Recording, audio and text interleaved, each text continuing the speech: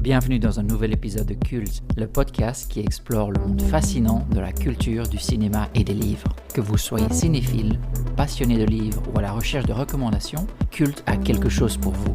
Toutes les œuvres dont on parlera sont dans la description de l'épisode, ainsi que les liens pour nous suivre sur les réseaux ou pour nous contacter. Bonne écoute! On est de retour avec un nouvel épisode de Moment Culte. Aujourd'hui, on va se concentrer sur un thème.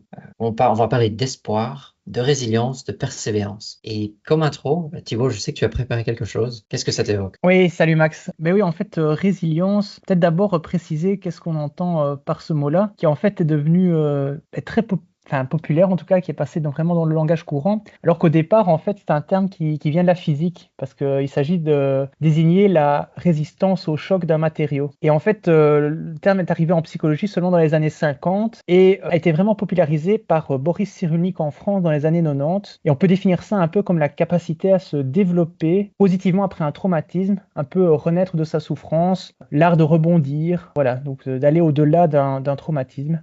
Et en fait, c'est parce que Boris Cyrulnik lui-même a été marqué par des traumatismes dans son enfance. Et voilà. Alors ici, évidemment, le but d'un podcast où on parle de culture, de littérature, de cinéma, c'est bien entendu de ne pas aller dans ces domaines psychologiques et certainement pas parler de guides pratiques ou qui sont dont les publications foisonnent vraiment, vraiment beaucoup. On se concentrera bien entendu sur la fiction, en tout cas sur la littérature, sur le cinéma aujourd'hui. Je me faisais un peu la réflexion en préparant ce podcast qu'en fait la résilience est un thème extrêmement présent dans la littérature et le cinéma jeunesse. Alors je vais citer quelques exemples et en fait des choses assez évidentes. Harry Potter finalement c'est l'histoire d'une résilience aussi puisque c'est un jeune garçon qui perd ses parents et qui finalement va transcender un peu cela pour combattre le mal, on va dire de manière générale. En littérature, on retrouve aussi Mathilda, par exemple, de Roald Dahl. Donc, c'est aussi une petite fille qui est maltraitée par ses parents et qui va devoir aller au-delà et trouver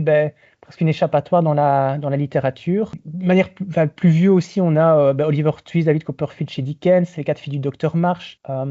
Alors au cinéma, on a, pour moi, les plus beaux exemples, c'est Bambi et Le Roi Lion, parce qu'à chaque fois, ce sont des jeunes qui doivent faire face à la mort d'un parent. Entre parenthèses, Le Roi Lion, c'est la première fois, je pense, qu'on montrait aussi dans le cinéma jeunesse, comme ça, la mort en direct, en direct, donc vraiment qu'on la voyait de manière aussi frontale, en tout cas pour des enfants. On peut citer aussi le très très beau Là-haut, qui est un Pixar plus récent en tout cas, et qui est vraiment magnifique. Voilà, donc c'est quelque chose qui est vraiment, je ne cite ici que quelques exemples, mais on peut encore en trouver beaucoup d'autres. Si tu me permets, je citerai aussi toute l'histoire autour de Batman, Bruce Wayne. C'est aussi une perte des parents. Bon, un enfant qui a une dotation dans les milliards, donc il peut aussi se créer facilement une nouvelle réalité, s'entraîner et commencer à défendre la ville de Gotham. Mais on parle aussi d'une histoire un peu similaire à Harry Potter où il y a un choix entre le bien et le mal. Il doit se défendre sans cesse contre le mal et avec un certain espoir pour une vie meilleure ou un monde avec moins de corruption. Oui. Beaucoup d'exemples donc. Bon, ici on va pas parler de jeunesse, je pense pas que tu aies sélectionné d'œuvres jeunesse. Moi en tout cas je n'en ai pas. Mais on va voir que c'est aussi quelque chose qui est très présent dans le cinéma, littérature plus pour adultes. Et alors je vais commencer un roman qui est pour moi allez, c'est peut-être un peu tôt de dire ça parce qu'on est qu'en 2025, mais certainement pour moi un des plus grands romans de ce 21e siècle jusqu'à présent, comme ça je ne prends pas trop de risques. Donc il s'agit de Canada, qui est un roman de Richard Ford, qui est sorti en 2012, traduit l'année d'après en français, qui en France a obtenu le prix Femina étranger. Alors, j'ai déjà parlé de Richard Ford ici. Je pense que c'était Week-end dans le Michigan que j'avais évoqué, qui faisait partie de la série des Frank Bascombe, assez connu pour les lecteurs de Richard Ford. Ici, ça ne fait pas partie de cette série-là. C'est un roman tout à fait à part. Donc, oui, Richard Ford qui était plus connu évidemment pour cette série-là, et en particulier pour son roman Indépendance, qui était sorti en 96. Voilà. Alors, j'ai repris un peu une phrase pour prouver, mais en tout cas, moi, quand on me parle de résilience, je pense très vite à Richard Ford. J'ai retrouvé, en fait, je ne vais pas le cacher, c'est un peu sur sa page Wikipédia, où on reprenait en fait un extrait d'une de ses interviews où il disait j'ai dit il y a longtemps qu'à mes yeux écrire sur les choses les plus sombres était un acte d'optimisme, je le pense toujours, et puis j'aimerais qu'on reconnaisse que je sais imaginer autre chose que des histoires sombres. Dans mes livres, il est essentiellement question de rédemption, de résilience. Voilà, donc je pense que si je devais encore convaincre quelqu'un, je pense que vous êtes tous convaincus. Alors de quoi il est question dans Canada? En fait, ce qui est très particulier, c'est que dès le début, tout suspense est presque tué parce que le narrateur en fait commence par dire, voilà, d'abord je vais vous parler du hold-up que mes parents ont commis, ensuite des meurtres qui sont arrivés plus tard et toutes les conséquences qui se sont passées. Donc ça, c'est vraiment à peu de choses près les premiers mots. Et effectivement, le roman est divisé en 2 parties. Et dans la première partie, on va voir en fait le narrateur, donc ce qui est avec sa sœur, voit ses parents qui vivent assez chichement, qui sont endettés et qui, justement, pour sortir un peu de spirale négative, décident de braquer une banque. Sauf que ce ne sont pas du tout des braqueurs nés, ce sont un peu des bras cassés à ce niveau-là. Et donc, c'est vraiment un acte de désespoir et qui ne peut pas bien se terminer, et ça on le sent dès le début. Et malheureusement, les enfants ne peuvent pas faire grand chose, et évidemment ça se solde par l'arrestation des parents. Et pour éviter en fait les enfants en fait, pour éviter de se retrouver dans des familles d'accueil ou des choses comme ça, vont fuir chacun un peu de son côté, et on va suivre donc le jeune garçon vers le Canada où il va se retrouver un peu seul, comme ça, isolé de tout, dans un hôtel délabré avec une vague connaissance de la famille, ou en tout cas il ne peut compter sur personne. Et oui, on va de nouveau traverser des épisodes pas très faciles, mais je vais évidemment pas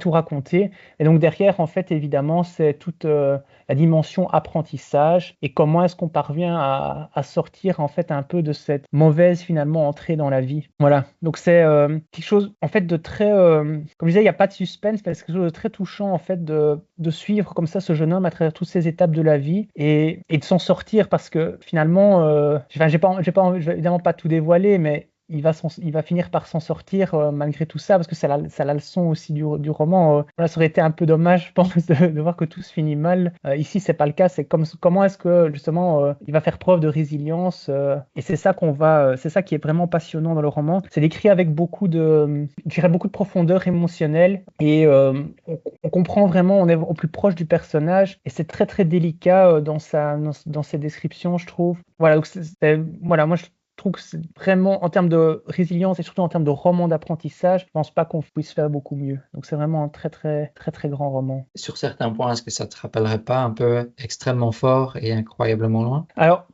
oui, peut-être, mais sauf que on a dans Extrêmement fort et Incroyablement près, c'est un narrateur que je pense qui est hyper sensible. Et ici, c'est quelqu'un d'un peu plus détaché, plus sobre. En fait, l'écriture est beaucoup plus sobre. Parce que Jonathan Safran Foer, c'est clairement pas quelqu'un de sobre dans son écriture. J'aime beaucoup, mais c'est très très différent. Richard Ford a plus ce côté détaché. Voilà, donc en termes de style, de ton, on est quand même sur quelque chose de très très différent. D'accord.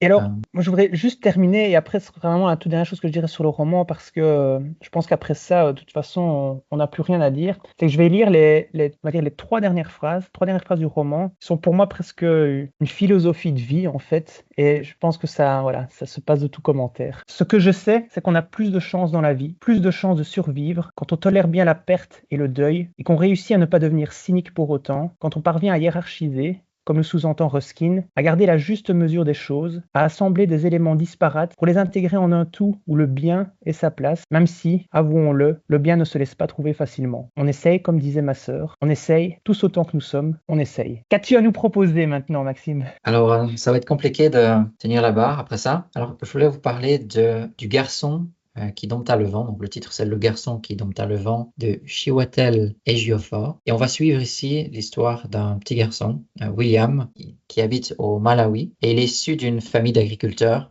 Ils vivent tous ensemble dans un petit village, une communauté assez sympathique. Dès son plus jeune âge, on va directement voir que William est passionné par tout ce qui est l'ingénierie, la mécanique, réparer des petites choses, et il a son petit business de réparation de radio qu'il parvient à tenir avec un certain talent, et il supporte ses amis et ses voisins en faisant ce genre de bricolage. Quand il ne fait pas ces choses-là, on le retrouve souvent aussi à la décharge locale où il cherche des composants électroniques pour bricoler de nouvelles choses.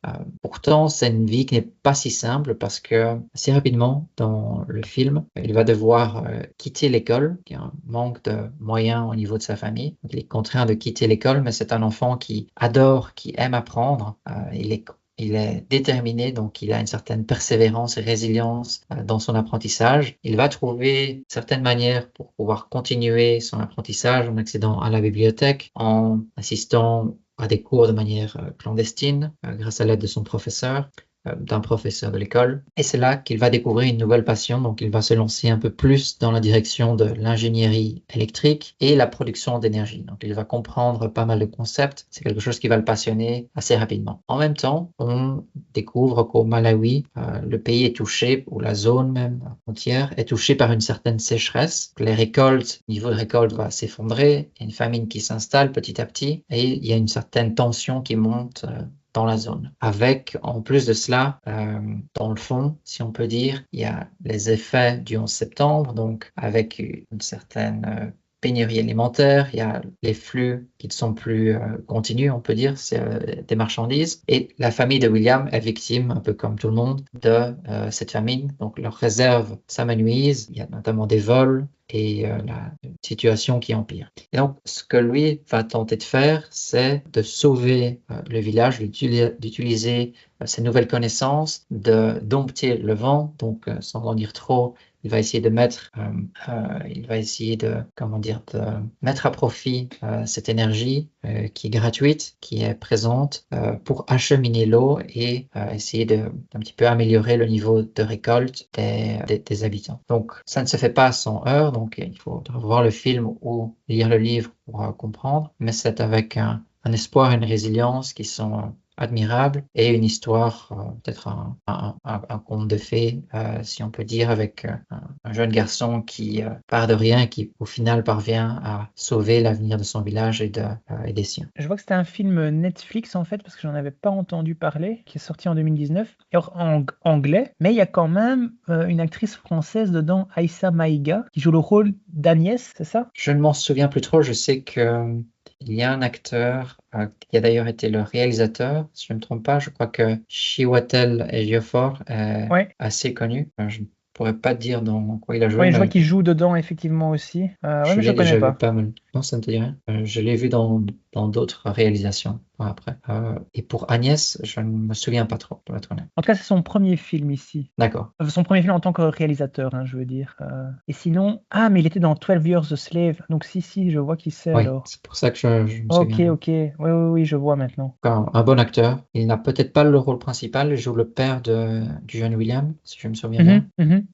Une belle histoire et un casting réussi. Hein. Très bien, très bien. Et alors, pour continuer là-dessus, on parlait donc d'un jeune enfant qui fait tout son possible pour améliorer la situation locale. Tu voulais parler de 20 dieux, toi, maintenant. Oui, il est un peu finalement question de ça aussi, hein, quoique dans un contexte extrêmement différent. Donc 20 Dieu comme 20, le chiffre 20 et Dieu, donc c'est aussi un juron. Je vais expliquer pourquoi le film s'appelle comme ça. Alors ça c'est un peu particulier, donc le film est sorti en 2024 en France. Premier film d'une réalisatrice qui s'appelle Louise Courvoisier. Et succès surprise parce que plus de 900 000 entrées en France directement. Nommé 4 fois au César, il en remporte 2. Meilleur premier film et meilleure révélation féminine pour l'actrice Maïwenn Barthélémy. Donc voilà, ça c'est... Alors en fait ce qui se passe c'est que le film est une sorte de petit bijou comme ça. Hein. J'ai l'impression que presque ça sort de nulle part et ça touche en même temps. Donc au centre du film on a un garçon de 18 ans, Anthony, mais qui se fait appeler Toton. Hein, donc son surnom c'est Toton, c'est comme ça qu'on l'appelle durant tout le long du film. Donc il vit dans le Jura avec son père et sa sœur, son père qui est veuf. Et il fait pas grand chose de sa vie. En fait, il a des petits boulots à gauche à droite, mais il ne fait pas grand chose quand même. Il participe surtout à des fêtes locales, on va dire, hein, des espèces comme ça de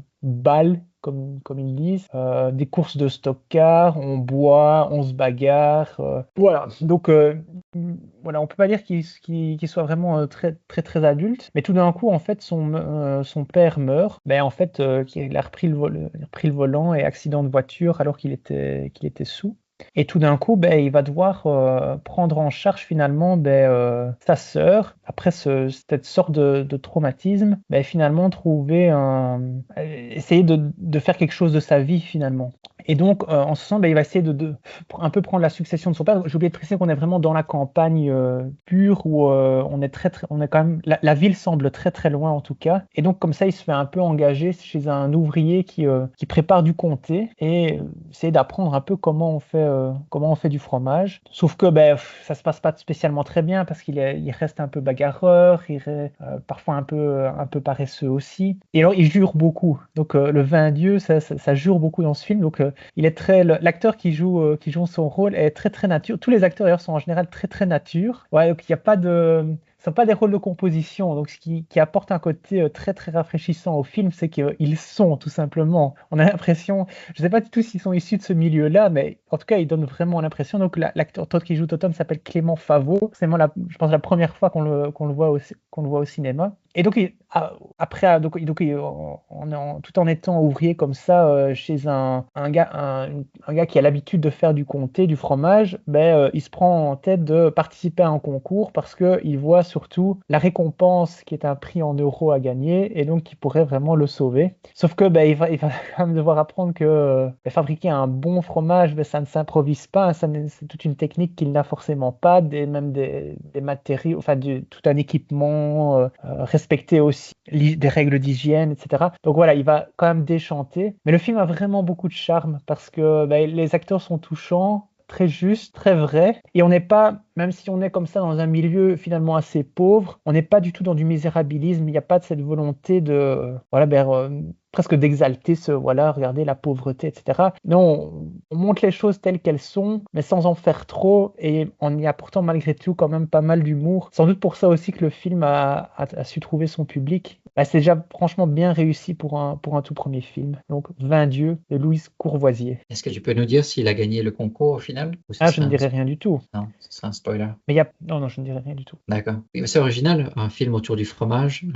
Et ce qui est surtout, je trouve vraiment bien observé, je ne sais pas si la réalisatrice est originaire de là, c'est qu'on n'a pas un regard, je sais pas, de Parisien sur la campagne où c'est bucolique, les paysages sont jolis, voilà, c'est chouette de vivre à la campagne. Non, on voit que c'est dur aussi, hein. Ces gens-là ne roulent pas sur l'or. Il est question parfois une audition, je pense au début, de vendre un tracteur pour essayer de s'y retrouver. Mais bon, si on vend son tracteur, on vend un outil quand même très important. Donc c'est vraiment pas évident. Et on est sur des toutes petites exploitations en fait, hein. Donc moi, il doit aller récolter le lait dans plusieurs endroits. On voit que ce sont des petites exploitations. On n'est pas aux États-Unis avec des immenses domaines, et on voit du coup que c'est difficile, quoi, hein. C'est pas une vie facile. D'accord.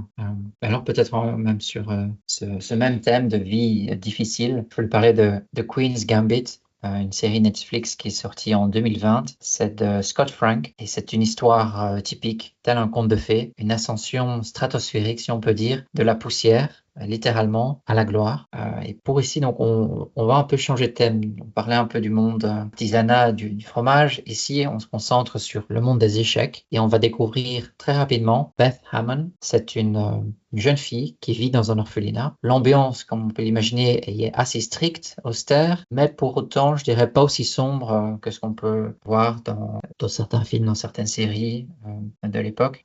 On va rapidement voir que cette jeune fille se fait une ou deux amies. Elle a un caractère assez spécifique, donc elle est un petit peu renfermée, elle est plutôt timide. Et un jour, quand on lui demande, elle suit un cours dans sa classe, on lui demande de sortir et de taper les brosses à tableau dans la cave, elle tombe un peu par hasard sur le concierge qui est là et qui est assis seul face à un échiquier. Et cette solitude l'attire un petit peu. Elle trouve les pièces qui se trouvent sur cette table, sur l'échiquier, la troublent aussi. Et elle décide, elle lui demande d'ailleurs de quoi s'agit-il et commence à faire une partie soit cette fois-là, soit la fois d'après. Mais ce qu'elle ne sait pas, c'est que cet acte qui est plutôt banal aura un impact assez considérable sur sa vie. Donc, les échecs vont devenir son obsession principale. On peut vraiment parler d'obsession parce qu'elle fera notamment rejouer des parties avec le concierge s'il devait lui arriver de les perdre. Ce concierge va devenir son mentor dès le départ. Elle va commencer à développer des stratégies et à penser plusieurs tours en avance. Elle va rejouer des parties elle-même toute seule dans le noir en regardant le plafond quand elle souffre d'insomnie. Donc c'est une obsession qui va commencer à la ronger, mais qui va aussi l'aider à sortir de cette misère de l'orphelinat. Avec assez rapidement, comme on peut l'imaginer, une première victoire contre le concierge. C'est un moment clé de sa vie. Lui-même, il est bon joueur et il est beau de voir qu'il agit comme un excellent mentor. Donc, il va essayer de la pousser un peu plus encore, de l'aider à apprendre de nouvelles stratégies, de l'inscrire à un tournoi local ou dans une ville des alentours. Il va faire tout ce qu'il peut pour organiser son déplacement. Ils vont s'entraîner et comme on peut l'imaginer, c'est un conte de fées, donc elle va y faire un carton. Et il n'en faut pas plus en fait pour lancer sa carrière. Donc c'est une série qui a eu un grand succès sur Netflix, qui a été numéro 1 assez rapidement dans de nombreux pays, qui a été vue de manière, j'ai appris le terme, on connaît binge-watching. Le terme en français apparemment c'est regarder de manière boulimique par de nombreuses personnes.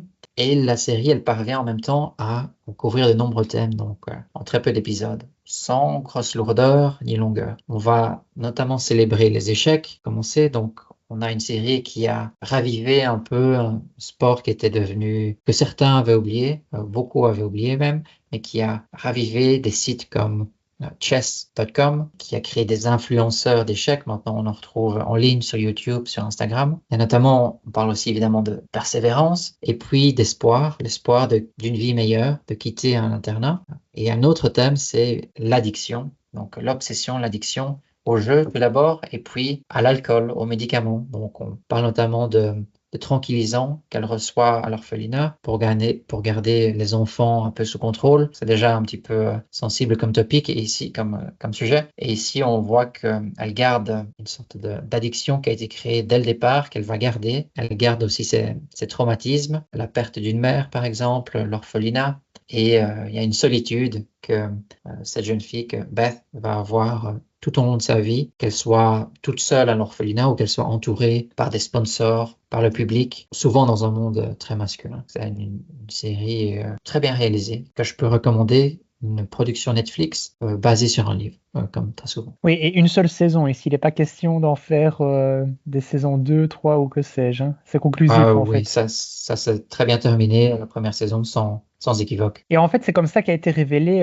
Anya Taylor-Joy, qui depuis essaye de faire sa route au cinéma, mais sans réussir à breaker autant qu'avec la série, j'ai l'impression. Elle a notamment joué dans Furiosa, donc de Mad Max, mais qui n'a pas fait un grand carton. Avant ça, je pense qu'elle était dans Dune aussi, mais elle n'a pas un rôle majeur et n'a pas vraiment marqué. Donc, parce que la série date quand même de 2020, c'est ça? Oui, si je ne me trompe pas, 2020. Elle était aussi dans un film, une sorte de thriller où elle est kidnappée, et puis aussi un film en costume, si je ne me trompe pas. Mais pour ça, c'est le rôle d'une vie. Clairement, Queen's Gambit, on aurait dit que ça avait été écrit pour elle. Pour le reste, j'ai pas eu l'occasion de voir Furiosa vraiment dans le détail. Je pense que le deuxième, enfin le plus récent, était un peu moins réussi qu'avec Charlize Theron. Non, j'ai pas vu non plus, mais j'observe juste que voilà, enfin, moi je n'ai pas vu la série, mais j'ai entendu parler de l'actrice à ce moment-là. Et donc parfois on se dit tiens, c'est l'occasion, soit elle va soit elle va commencer à exploser au cinéma avec des rôles, soit retrouver peut-être une série aussi avec un rôle d'envergure, mais c'est pas trop le cas depuis lors, c'est un peu dommage. Surtout que visiblement elle a l'air de bien se débrouiller dans le jeu de la dame. Clairement, oui. Il faut Ouais. dire que ça ne fait que 5 ans et ça n'a pas été non plus la sécheresse au niveau des activités cinématographiques. Je ne sais pas non plus ce qui l'attend et ce qu'elle a prévu comme prochain projet. Il faudra voir. Mais parfois, il est difficile de rebondir après un tel succès aussi. C'est vrai, c'est vrai, c'est vrai. Puis alors, Oui, mais donc ici on était aux États-Unis et on va rester un petit peu aux États-Unis avec un livre qui s'appelle, enfin pas uniquement aux États-Unis en fait, un livre qui s'appelle L'Hôtel des Oiseaux de Joyce Maynard qui est sorti en 2023. Alors Joyce Maynard, j'en ai déjà parlé aussi ici parce qu'elle avait écrit le livre Où vivaient les gens heureux qui avait obtenu le Grand Prix littérature américaine. Et donc ici c'est un roman plus récent encore puisqu'il est sorti en 2023, L'Hôtel des Oiseaux. Et alors ici on a au centre du livre une femme, au départ femme enfant au tout début, qui s'appelle Amelia et dont la mère en fait meurt dans une explosion à New York. Et sa grand-mère en fait la recueille, s'occupe d'elle et la fait fuir et fait changer son prénom. Et donc Amelia est son nouveau prénom. Et donc voilà, donc ça c'est un premier traumatisme qui est dans les années 70. Et puis donc, sa grand-mère lui fait promettre de ne surtout jamais révéler son identité, jamais révéler qui était sa mère, qui avait des activités plus ou moins terroristes, on va dire, quelque chose comme ça. Et donc elle devient adulte, Amelia, elle trouve finalement avec un peu de difficulté un mari à qui elle a un enfant, qui a un peu de difficulté parce qu'en fait, comme elle est toujours un peu piégée par le fait de ne pas pouvoir révéler qui elle est, d'où elle vient, qui elle est vraiment, en fait ça rend les relations un peu compliquées, les relations amoureuses un peu compliquées. Malheureusement, deuxième tragédie pour elle, puisque à la fois son enfant, son mari meurt, renversé par une voiture. Et donc, de nouveau, il faut se reconstruire, faire preuve de résilience. Et là, en fait, elle fuit complètement les États-Unis. Elle s'exile en Amérique centrale, dans on va dire un pays imaginaire, parce qu'il n'est pas décrit. Alors, peut-être pour la précision, dire que Joyce Maynard, elle vit une partie de l'année au Guatemala. Donc, on peut imaginer que c'est un pays qui ressemble au Guatemala, sans qu'il soit cité. Et donc, elle débarque comme ça dans un village isolé, au pied d'un lac turquoise et où se trouve aussi un volcan. Et là-bas, en fait, on la conduit à un endroit qui s'appelle l'Hôtel des Oiseaux, un peu en ruine comme ça, avec un jardin absolument magnifique et bien entendu de nombreux oiseaux, d'où le titre du livre. Et cet hôtel est géré par une vieille femme qui s'appelle Leila et auprès de qui, en fait, elle va très vite se sentir en confiance, sans pour autant révéler de nouveau d'où elle vient, son identité. Mais Leila, en fait, ne la pousse pas non à se révéler complètement. Elle lui laisse, en fait, de la place et l'opportunité de se reconstruire. Et Amelia va comme ça, se reconstruire, notamment en partageant avec cette Leila, mais aussi avec d'autres clients de l'hôtel, qui est en fait tout petit. Hein. Il y a peut-être 4 chambres en tout. La nature est omniprésente parce que, comme je le disais, l'hôtel est vraiment niché au sein d'un immense jardin. Et voilà. Et donc, on va suivre comme ça Amelia presque tout au long de sa vie, en tout cas pendant plusieurs dizaines d'années. Alors, le roman est assez bien construit. Ce sont des chapitres assez courts, donc assez faciles à lire. Et l'occasion ensuite de rencontrer c'est souvent des rencontres avec des personnes assez différentes, donc simple à lire, à la fois léger, je dirais, parce que c'est une lecture, voilà, ça se lit facilement. Alors il est question de résilience bien sûr, mais ce que je trouvais intéressant, c'est qu'on n'est pas dans j'ai une tragédie, une deuxième tragédie, et puis bam, je rebondis et hop, ça va aller mieux. Ça se passe pas comme ça, c'est quand même plus subtil, plus compliqué, un peu comme la vie tout simplement. Ça veut pas dire que voilà, qu'on se reconstruit en une fois, voilà, et qu'après on ne rate plus de marche. Donc évidemment, oui, il y aura des marches elle ratera des marches, mais voilà, c'est l'occasion quand même de voir comment elle va rebondir et en fait apprendre finalement que le deuil certainement, mais les épreuves font partie de la vie et même quand on a vécu le pire, mais il peut perdre un enfant, donc sans doute une des plus grandes tragédies. Mais ça ne veut pas dire qu'on n'aura plus de tragédies par la suite aussi, elles seront peut-être moins graves, etc. Mais on apprendra à s'en relever aussi. Moi, je trouve que c'est la grande leçon du roman. Et tout ça est fait dans un cadre absolument, je réinsiste encore là-dessus, parce que c'est un cadre absolument magnifique. Ça donne tellement envie en fait de découvrir ce jardin malheureusement imaginaire, mais qui a l'air vraiment incroyable. Un lieu, je ne veux pas dire que c'est un lieu paradisiaque, parce que ce n'est pas le paradis. Je ne vais pas tout révéler de nouveau, mais il va se passer des choses qui font que ce n'est pas le paradis, mais ça fait terriblement envie. Voilà. C'est un livre que tu aimerais voir au cinéma. Oui, je risque d'être déçu parce que je me suis quand même fait une idée du coup du lieu, de l'hôtel. Donc malheureusement, ça ne conviendrait sans doute pas à l'hôtel, au jardin tel que je le vois dans mon esprit. D'accord. Est-ce que tu dirais qu'il y a aussi une place pour les hasards de la vie? Oui, là très clairement. En fait, via tous ces personnages qu'elle rencontre. En fait, il y a des bonnes rencontres et des mauvaises rencontres, ça c'est clair. Mais ce qui est amusant, c'est qu'il y a des personnages qu'on va retrouver aussi un peu plus loin, donc qu'elle découvre, voilà. En fait, les personnes qui arrivent à l'hôtel des oiseaux sont souvent un peu cabossées, pas toutes, mais un peu cabossées par la vie. Et voilà, certaines vont trouver quelque chose, et d'autres vont pas trouver tout simplement, parce qu'il n'y a pas d'angélisme de nouveau dans le roman. C'est pas vous vous sentez pas bien, allez à l'hôtel des oiseaux, vous verrez, et après vous serez ressourcé, et hop, ça va aller mieux, vous serez relancé. Pour certains, ça ne fonctionne pas. Mais pour d'autres, oui, ça fonctionne. Et on retrouve de leurs nouvelles des années, voire presque des dizaines d'années plus tard. Et c'est amusant aussi de voir ce que sont devenus ces personnages, certains très attachants et d'autres moins. Voilà, comme la vie. D'accord, très bien. Et puis, tu parlais de jardin, oui. Presque de paradis. Une transition assez facile, ce serait de parler de El Jardinero, donc Le Jardinier de Miguel Sáez Cara. C'est une nouvelle série que j'ai découverte sur Netflix, une série espagnole. On est en fait ici dans le nord de l'Espagne, vraiment en plein dans le Pays Basque, et on va suivre plusieurs vies baignées par l'espoir, la résilience, mais des espoirs et des sortes de résilience qui ne sont pas pas tous louables, loin de là. Donc, ça tombe à pic, cependant, pour le podcast. Donc, l'histoire ici présente, pour commencer, une mère qui vit avec son fils. Son grand espoir, c'est de retourner au Mexique et de récupérer sa maison d'enfance, qui a été perdue par ses parents. On ne prend pas vraiment les circonstances. Elle est handicapée, donc elle marche avec une canne, mais elle a quand même tout gardé de son lustre d'antan. Donc, elle a un certain charme, une élégance de comédienne. On voit que c'est quelqu'un qui a baigné dans le monde du spectacle et il faut bien l'imaginer drapé d'une couverture noire, un peu comme la reine de Fado au Portugal.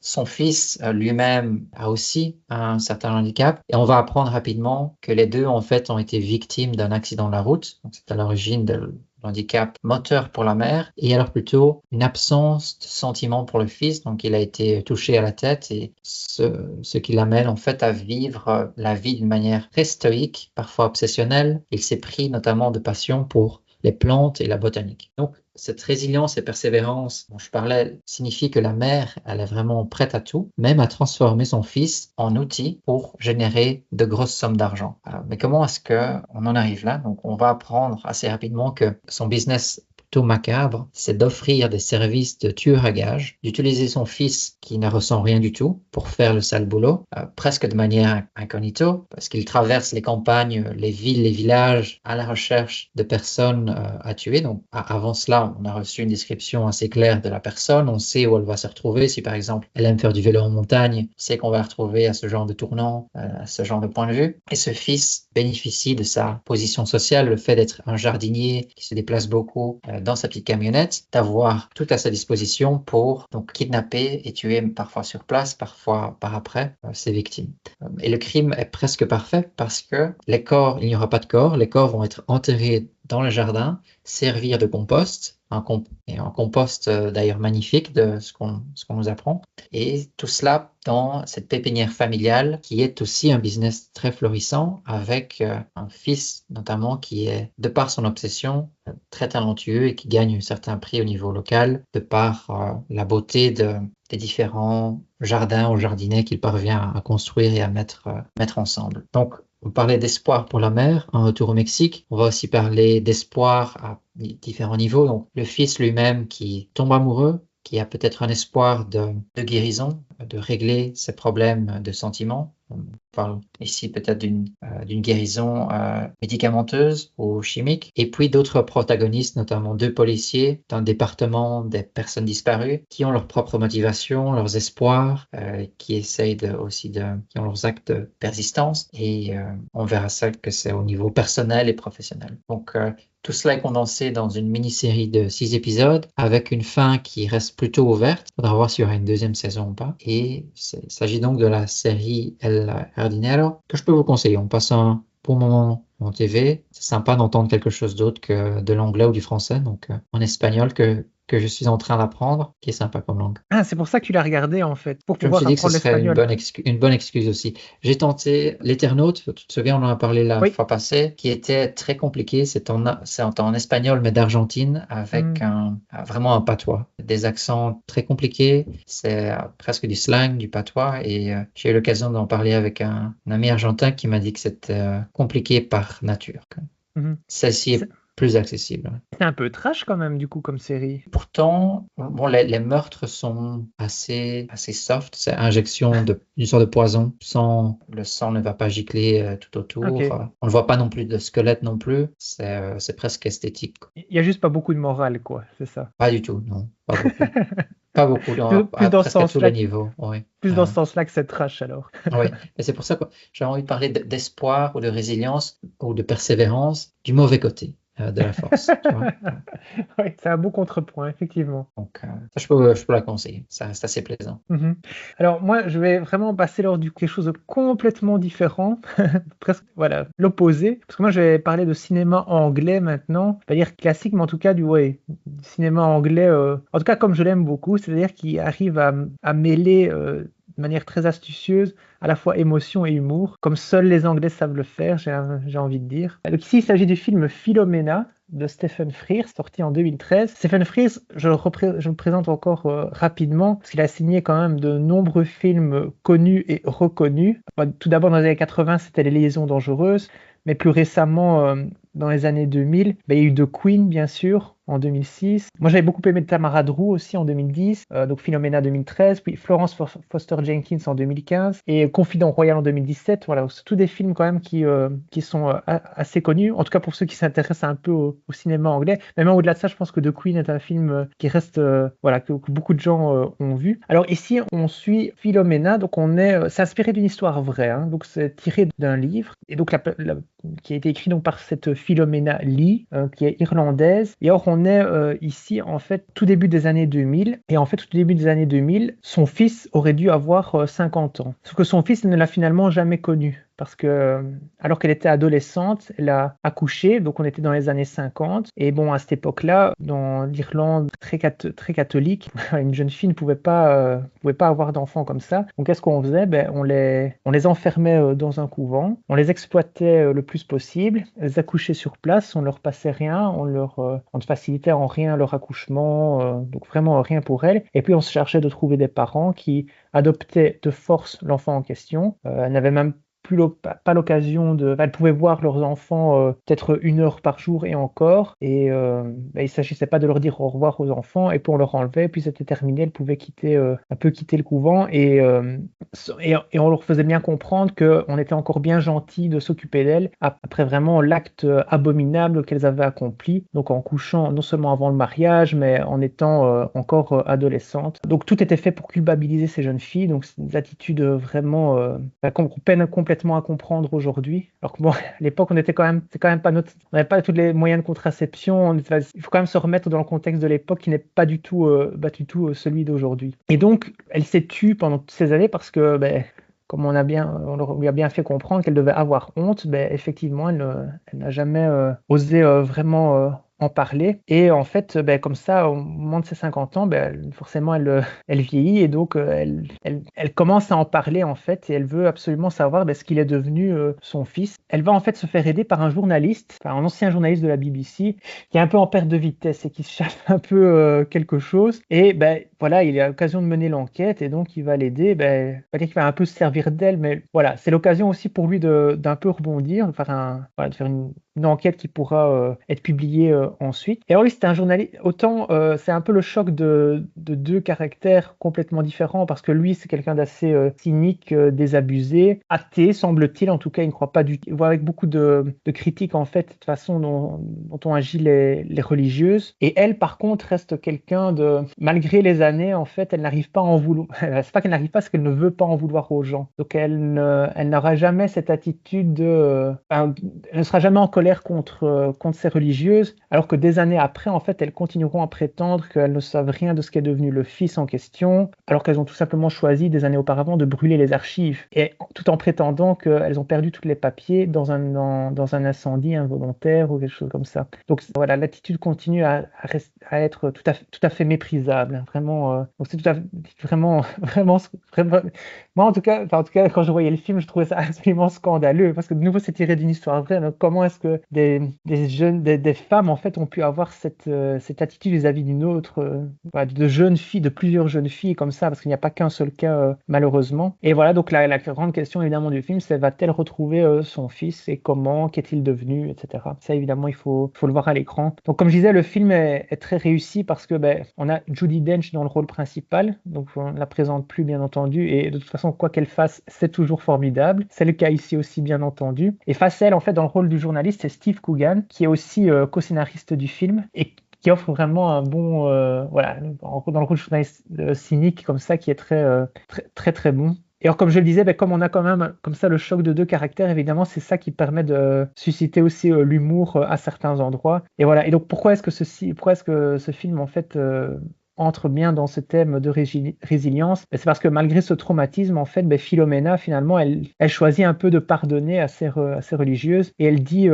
quand le journaliste lui dit comment pouvez-vous, en fait, avoir cette attitude-là, elle dit: je ne veux pas haïr, j'ai trop souffert pour ça. Voilà. Oui, je me souviens quand le film était sorti, parce que on en parlait juste avant le podcast, tu m'as parlé de Philomena, je savais que le nom de Lee venait juste après, et c'est aussi un film qui est sur une liste presque sans fin de films que je devrais regarder regarder. C'est un bon rappel. Bon, j'essaierai de le voir un jour ou l'autre. Et je pense que de Stephen Frears, je pense que je les ai pas tous vus, mais je pense que c'est mon film préféré du réalisateur. Donc ça vaut d'autant plus la peine. Tu conseilles d'autres films du Ben, même comme je disais, réalisateur? évidemment, The Queen, ça tout le monde connaît, mais moi Ouais, j'aimais beaucoup Tamara Drew. Confident Royal est un peu plus léger. Mais d'accord. franchement, de ce réalisateur-là, L'Illusion dangereuse, je ne pense pas l'avoir vu. Mais non, de lui, vraiment, je conseillerais ce Philomena. Je me rends compte que je ne connais pas du tout les autres titres. Les ondes dangereuses uniquement parce que c'est basé sur le livre, j'imagine. Ah oui, oui, oui, oui. Mais les Et, autres, non, ça ne me dit rien. et The Queen, ça tu connais quand même, non? Euh, C'est vraiment la reine au moment où Diana en fait est morte et toute l'attitude de la famille royale et comment donc au départ en fait comment pas Diana mais voilà on passe un peu on ne réagit pas etc. Et puis finalement comment est-ce que on va quand même essayer de sauver l'institution royale au Royaume-Uni, comment en fait aussi les politiques et en particulier Tony Blair en fait a agi pendant tout ce temps-là. C'est extrêmement intéressant en fait, hein. Et c'est avec Hélène Mirren dans le rôle d'Elisabeth. d'accord, ok.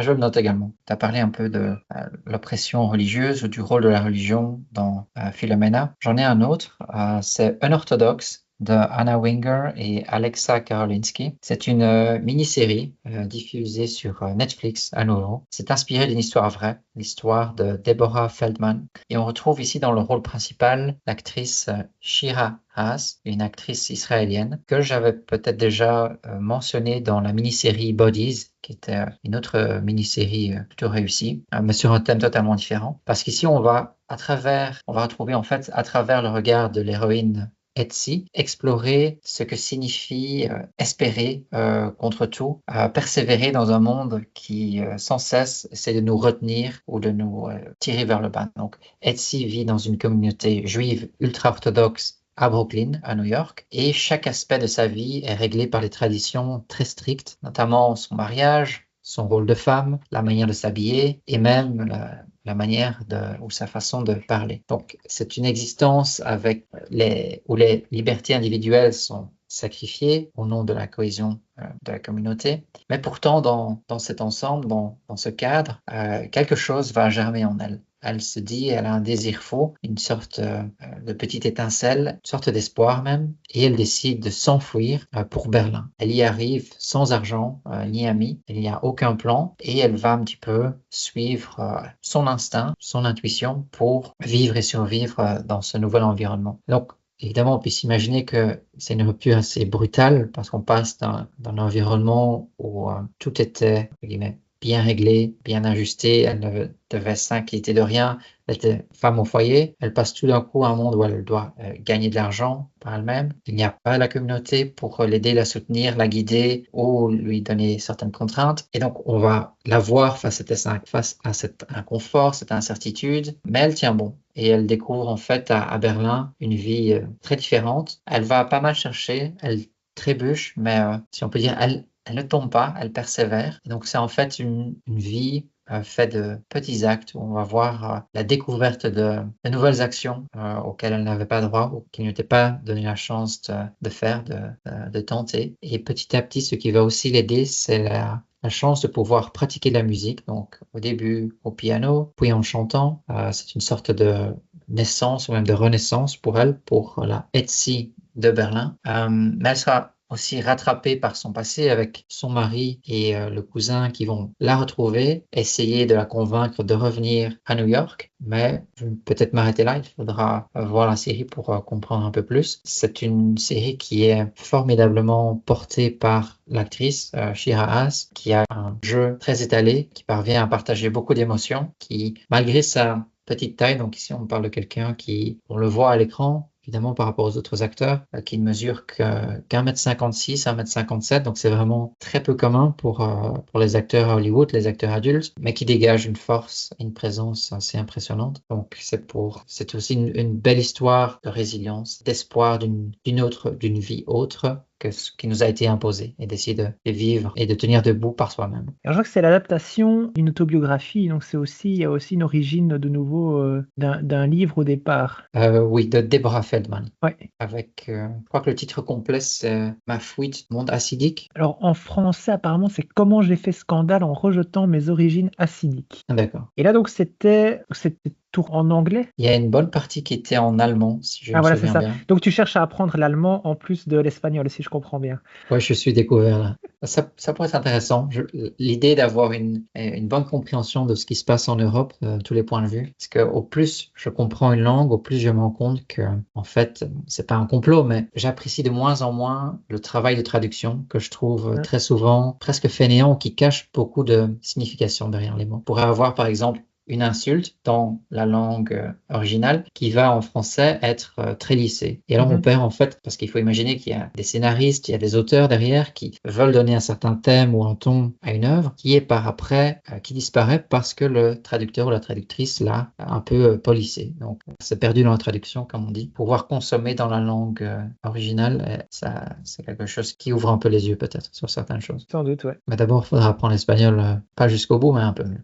Alors pour la suite, ben, je vais rester en fait finalement dans l'autobiographie aussi. Quoique ici, ce n'est pas du tout romancé, on n'est plus dans de la fiction. Ici, il va être question de Simone Veil et de son autobiographie Une vie, sortie en 2007. Moi, j'ai énormément d'admiration pour cette femme. Allez, après avoir, je trouve, ben, j'ai toujours trouvé qu'après avoir subi finalement, ben, je vais pas dire le pire, mais enfin, c'est un peu ça, en tout cas, vraiment l'enfer, arriver à produire finalement enfin, à transcender cela pour le traduire presque dans un projet politique de réconciliation franco-allemande, m'a toujours semblé absolument incroyable, absolument formidable. Quelle grandeur d'âme pouvoir dépasser un peu tout ça. Parce qu'à côté, on peut pas critiquer bien sûr, mais moi j'ai déjà vu d'autres personnes qui étaient revenues des camps et qui, ouais, notamment une personne, je ne me rappelle plus le nom, mais qui expliquait, moi je ne pourrais plus jamais voir des Allemands, me rendre en Allemagne. Et bien évidemment, tous n'étaient pas comme nous, tous les Allemands n'étaient pas des nazis, mais on peut comprendre que face à un traumatisme, on ne sache pas le dépasser, en tout cas de cette façon-là, en tout cas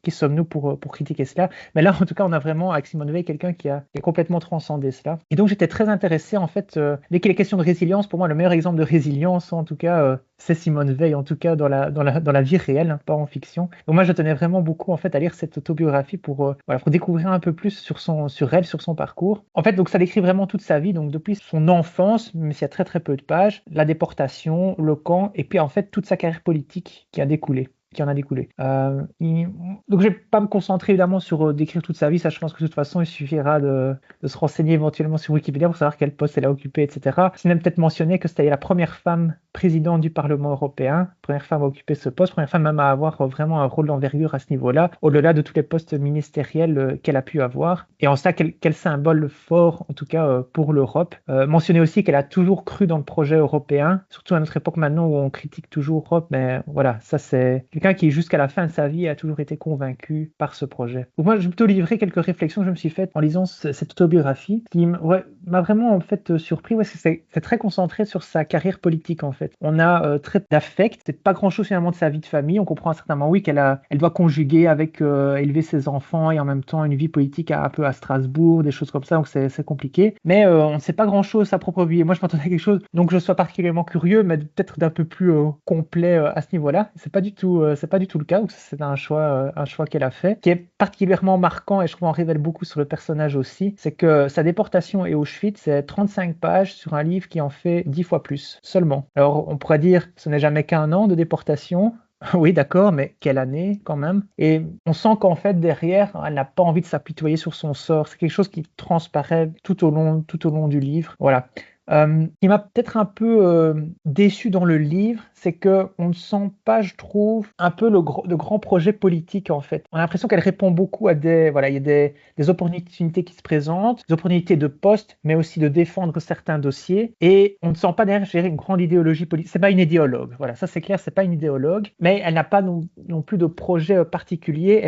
Qu'elle va essayer d'amener plus ou moins au travers de ses différents postes. Ça manque presque un peu de philosophie politique, je dirais. Peut-être que je m'attendais un peu à ça et quand ça m'a déçu. Mais bon, sans doute est-ce conforme au personnage, tout simplement. Elle n'était pas, voilà, comme je disais, c'est pas une idéologue, donc elle ne voulait pas. Surtout voilà, elle n'avait pas ça en elle non plus. Mais comme je disais, par contre, ce qui transcende vraiment le propos, c'est qu'elle est profondément européenne. C'est une femme libre qui n'a pas du tout peur d'aller à contre-courant de certaines opinions ou des choses comme ça. À un moment, par exemple, elle critique très fortement le concept de banalité du mal de Hannah Arendt. Voilà, quelque chose que s'inscrit complètement en porte-faux par rapport à ça. Et alors, c'est quand même une petite deux anecdotes. La première, en fait, c'est qu'elle s'exprime à un moment sur François Bayrou. Alors, comme François Bayrou est aujourd'hui Premier ministre en France, je ne peux pas résister à l'envie de vous lire ces quelques lignes. Ça va être une bande, oui. Ouais. Et donc, c'est au moment où François Bayrou est encore jeune en politique, on va dire. Et donc, elle dit « François Bayrou, que je connaissais alors à peine et auquel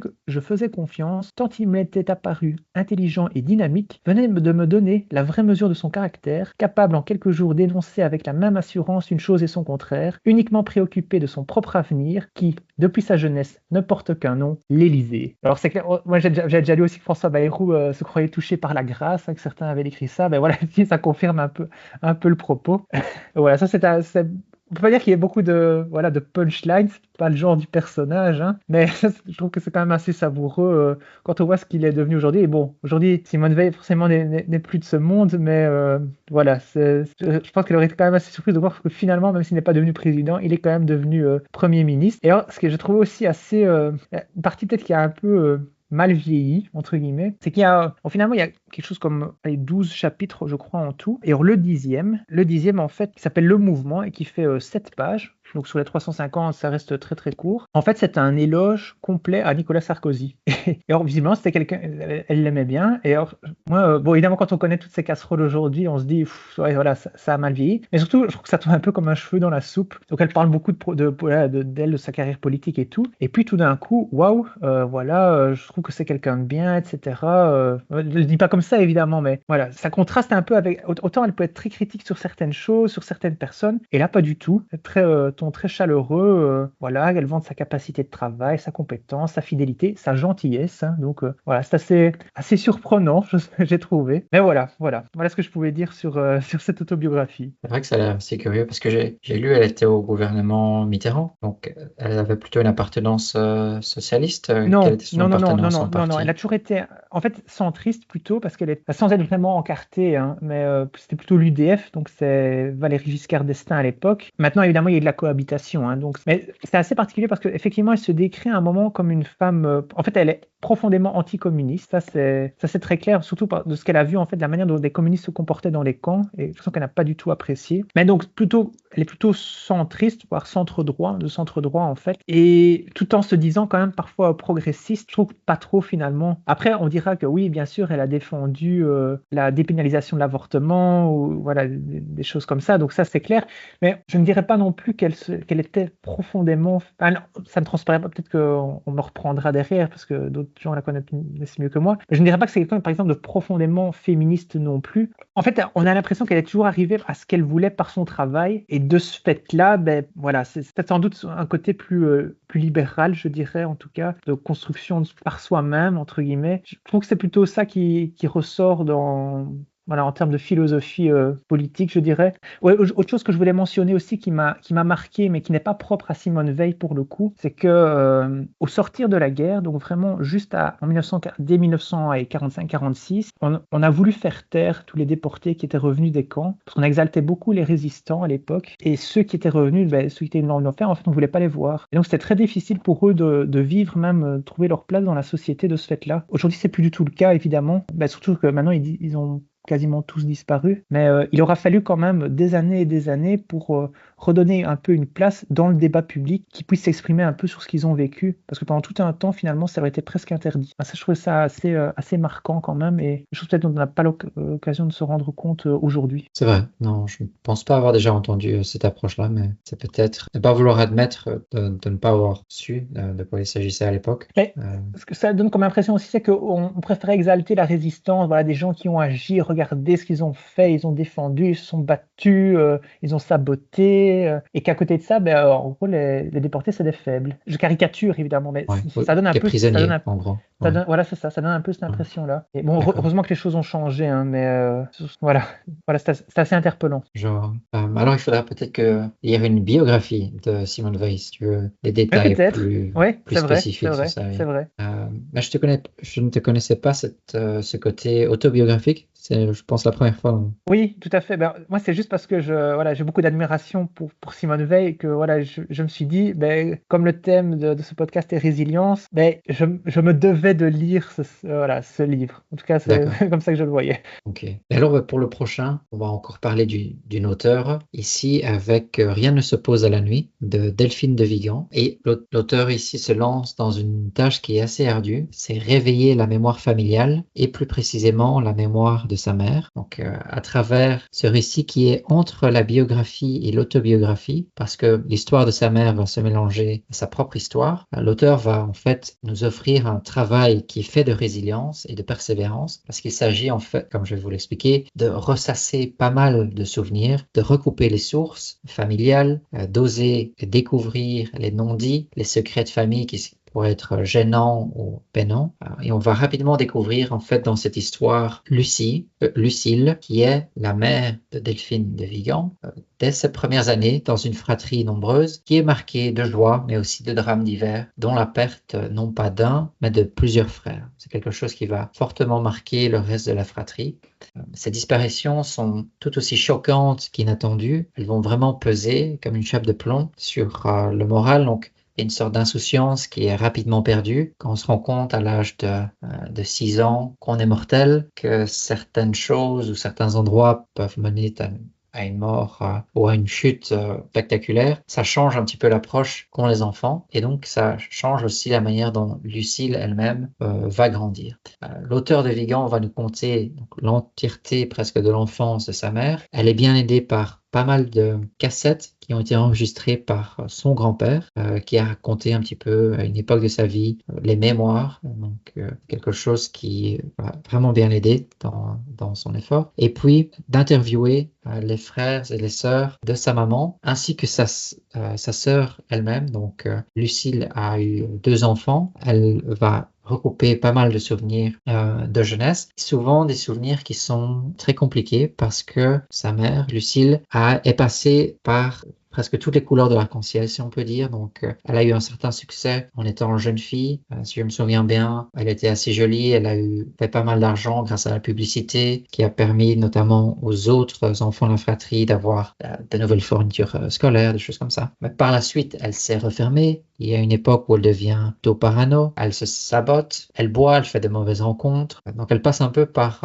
tous les stades et c'est intéressant de voir que l'auteur passe d'une autobiographie à une biographie et parfois à des pages plutôt plus simples. Peut-être on parle d'elle-même, de son mari, de la rencontre avec certaines personnes. On tombe presque dans une certaine romantisation de sa vie. Et je dirais que peut-être un point négatif, c'est le fait de s'être parfois égaré de manière chronologique. J'ai eu l'impression que entre 2 ou 3 chapitres, il y avait parfois certaines répétitions qui ne semblaient pas apporter quelque chose de plus au roman, donc ou à l'œuvre, si on peut dire. Comme si ça avait été peut-être manqué à l'édition. Ça donne un effet un peu spécial. Ça arrive que 2-3 fois, mais sans être je suis parfois un petit peu peut-être pas toujours attention à ce que je lis, moi pour moi, mais j'ai quand même eu l'occasion de remarquer ces passages-là.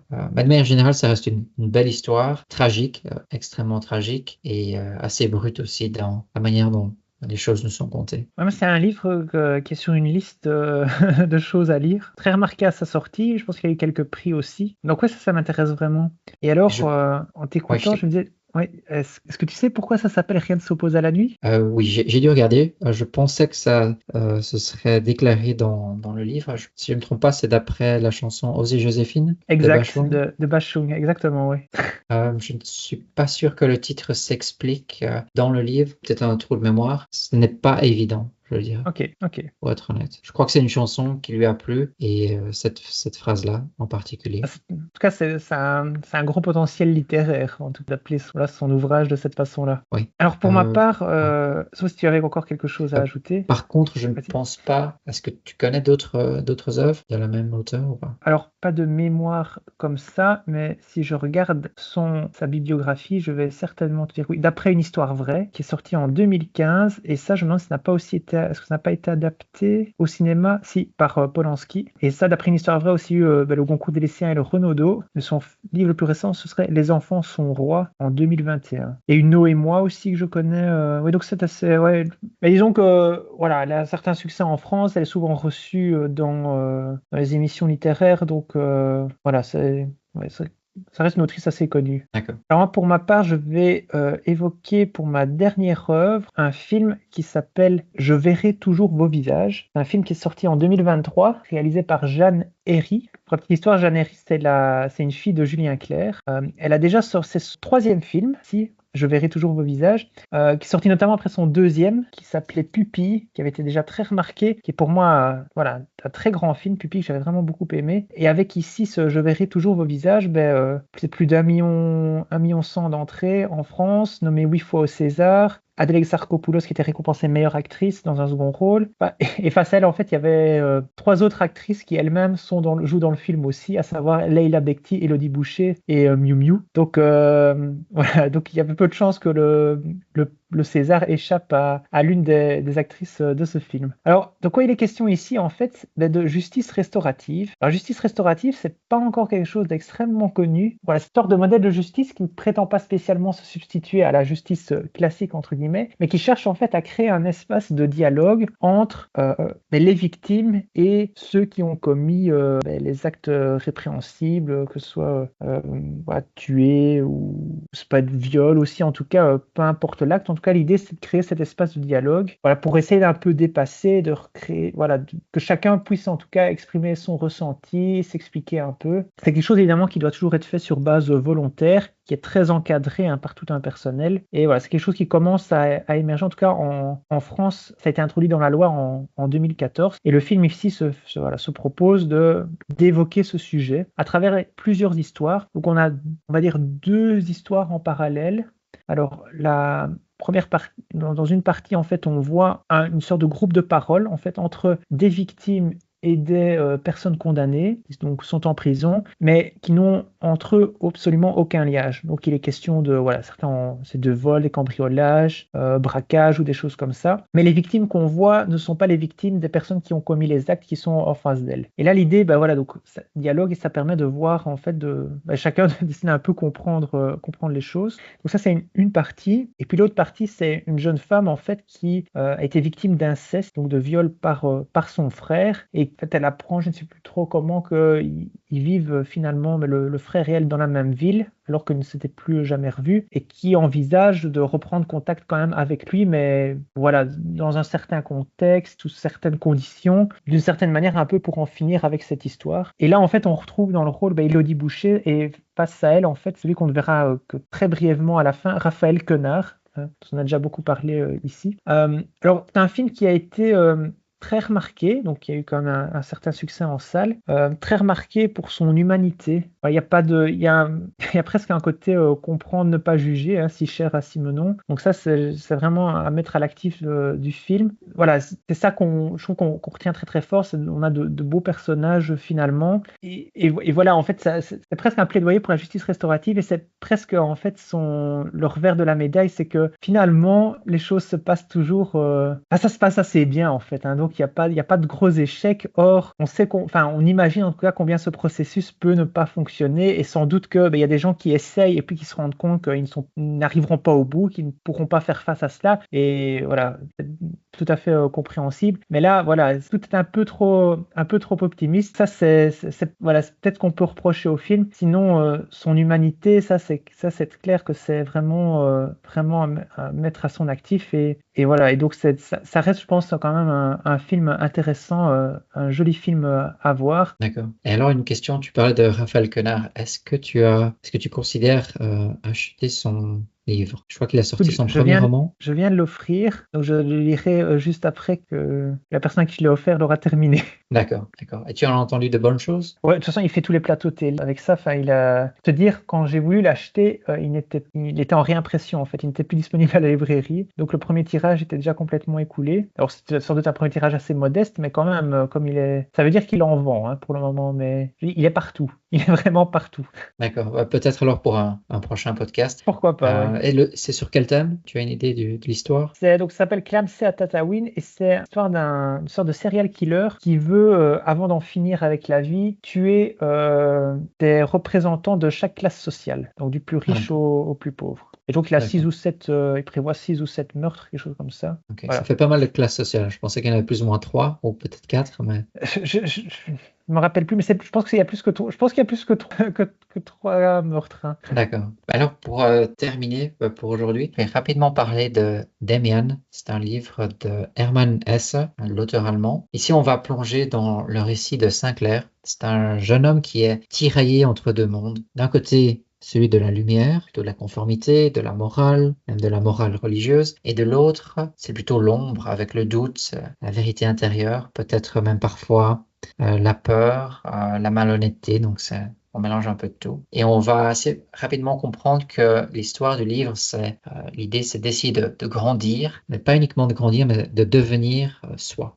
Et à travers ce roman d'apprentissage, ce jeune personnage va faire pas mal de rencontres. Il y a notamment ses parents au départ qui sont très protecteurs, qui vont lui instiller les bases de la vie, une morale religieuse dont je parlais juste avant, le respect. Il va à l'école rencontrer l'autre côté de la force, si on peut dire, avec un caïd qui va l'harceler, qui va être un peu son tyran à l'école, qui va notamment flairer assez rapidement un des premiers mensonges de Sinclair et jouer avec ça pour faire pression, pour obtenir ce qu'il veut, pour lui extorquer un peu d'argent. Et du coup, le jeune Sinclair va se mettre à voler et essayer de faire plein de petites combines pour rembourser ce tyran qui lui fait du chantage. Une autre rencontre, c'est la rencontre avec son mentor, le fameux Demian. Et c'est un mentor qui va avoir une grosse importance pour le jeune Sinclair parce qu'il a c'est un peu la force tranquille. Il donne l'impression d'être éveillé, extrêmement lucide. Il refuse tout ce que la société peut offrir. Donc, l'idée d'avoir un masque d'un point de vue social, les mensonges. Il va apprendre, enseigner tout cela à Sinclair, qui lui-même découvre un monde qui n'est pas uniquement dans la lumière. Il va comprendre que c'est en fait une multitude, qu'il y a différentes couches, différentes perspectives. Et donc, petit à petit, le jeune Sinclair va passer d'un enfant qui est un peu timoré à un enfant qui ose un petit peu se défendre, qui grandit, qui va quitter le foyer familial, qui va se découvrir, vivre pas mal de choses, avec une sorte de progression qui est plutôt instable. Donc, on ressent ses doutes et change parfois d'avis. Donc, il y a un jour où il tombe amoureux, il voit une jeune fille, il tombe amoureux, il lui invente un nom, il change totalement son approche à la vie, il arrête de boire, de sortir, de faire la fête tous les soirs, il retourne du côté de la lumière, si on peut dire. Donc, c'est une sorte de roman qui, de nos jours, si on doit le lire, donc l'auteur, je crois, l'a écrit en milieu du siècle passé, qui est parfois un petit peu lourd, un peu simpliste ou naïf sur certains points. C'est un roman d'apprentissage à l'allemande. J'ai vu qu'il y a un terme bien spécifique pour ça et avec une sorte de dichotomie sur la vie. Donc, il y a un côté lumière-ombre.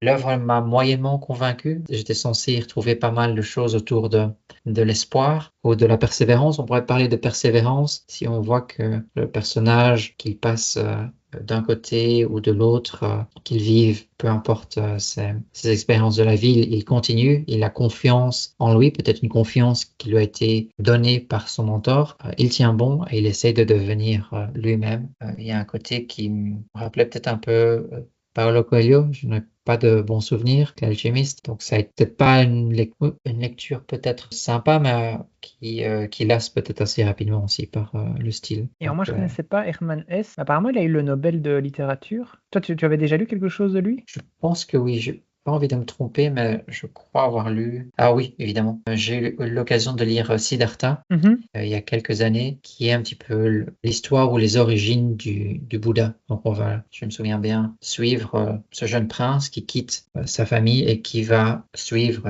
sa propre route et devenir le Bouddha qu'on connaît, si je ne me trompe pas. Du moins, je sais que c'est une œuvre assez importante si on s'intéresse au tout ce qui est bouddhisme. Je vais vérifier, je ne sais plus quand je l'ai lu. Peu importe. Et donc voilà, c'est un auteur, c'est un peu typique auteur à l'allemande, oui, de l'époque. Et donc voilà, on termine sur l'épisode sur l'espoir, la résilience, la persévérance. Bon, j'espère que les auditeurs ont persévéré jusqu'au bout pour écouter les dernières choses. Et on se retrouve alors sûrement en septembre. Donc on prend notre pause estivale habituelle. Qu'est-ce qu'on peut te souhaiter, Thib? Un bel été, comme à tous bel été. nos auditeurs. Une lecture ou l'autre que t'attends avec impatience? C'est-à-dire que donc, ici, d'abord, peut-être mentionner quand même une chose, qu'il faut me féliciter que je n'ai pas parlé de John Irving, et pourtant ce n'est pas l'envie qui a manqué, parce que moi j'avais très très fort envie de reparler de l'hôtel New Hampshire, qui est vraiment un exemple en termes de résilience, parce que là, voilà, je vais pas raconter l'histoire, mais en tout cas, voilà, ça aurait eu toute sa place ici, mais j'en avais déjà parlé. Et sinon aussi dire que c'est d'un autre auteur américain qui s'appelle Pat Conroy, qui est assez reconnu aussi. Il a écrit un livre qui s'appelle Le Prince des Marais, mais qui fait un peu plus de 1000 pages, donc je n'ai pas eu l'occasion de le lire ici, mais reconnu apparemment comme un roman célébrant la résilience. Donc mentionnez ça. Moi, je ne sais pas si je le lirai cet été précisément, mais en tout cas, sur la résilience, Le Prince des Marais, apparemment, c'est un livre à lire aussi. Et sinon, n'oubliez pas John Irving, l'hôtel New Hampshire, je n'ai pas pu en parler, donc lisez-le. Je vais couper ça en montage. D'accord, ça marche. Dans mon cas, sûrement j'ai pas mal de livres, il faudra que je me décide, mais là maintenant c'est un peu compliqué à dire. Il y en a trop. Il y en a trop. Mais ça donne un certain espoir. Le fait de savoir qu'il y a toujours au moins un livre en plus à lire, toujours bien. Donc on va terminer sur cette belle note. Merci beaucoup Thib et à la prochaine. Bon été. Oui, bel été. Salut Max. Salut. Et voilà qui termine un nouvel épisode de Curls. À la prochaine.